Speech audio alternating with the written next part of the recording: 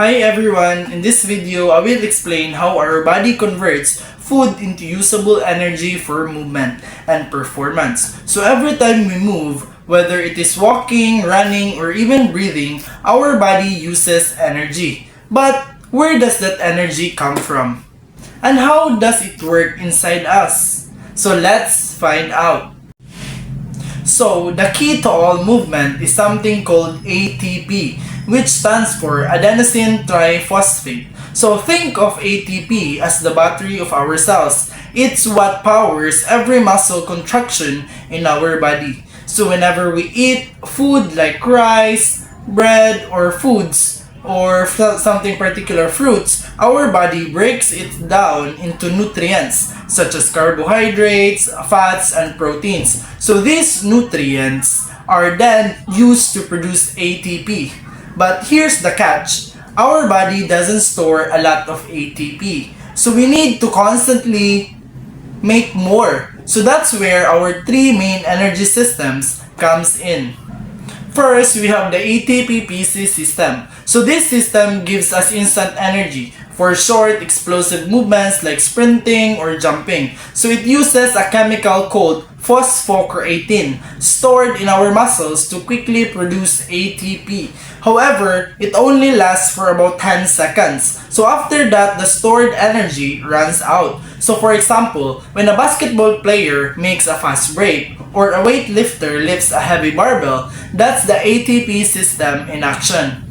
Next, we have the glycolytic system, also known as the lactic acid system. So when the ATP-PC system runs out, this one takes over. So it breaks down carbohydrates or glucose to produce ATP without needing oxygen. So this system is perfect for high-intensity activities that last around 30 seconds to 2 minutes, like a 40-meter sprint or fast cycling. But because it creates lactic acid, your muscle starts to feel that familiar burning sensation when you push too hard. So that's your body telling you it needs to rest or switch systems. Lastly, we have the aerobic system, which means it uses oxygen to make energy. So this system is slower but produces a lot of ATP, making it ideal for long duration, low intensity activities like jogging, swimming, or dancing. So it mainly uses carbohydrates, fats as fuels, and sometimes proteins if needed. So this is the system that keeps us moving throughout the day, during walking, studying, or even doing chores.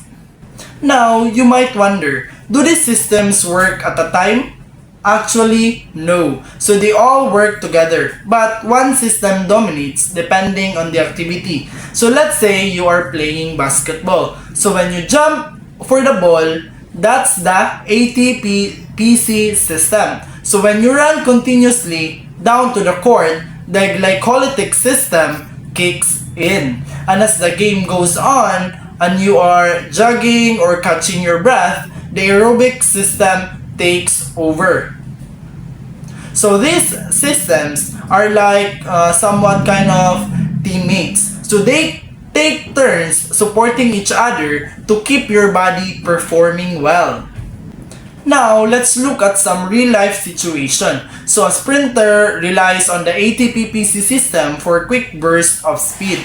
So another example would be a boxer uses the glycolytic system during intense rounds. Another example would be a marathon runner or a Zumba dancer depends on the aerobic system for endurance. So even in daily life, when we walk to school, carry heavy bags, or climb stairs, our energy systems are constantly switching and working together. So understanding this help athletes and regular people like us train smarter, eat better, and manage our energy effectively. For example, eating carbohydrates before a workout helps fuel our glycolytic and aerobic systems for better performance.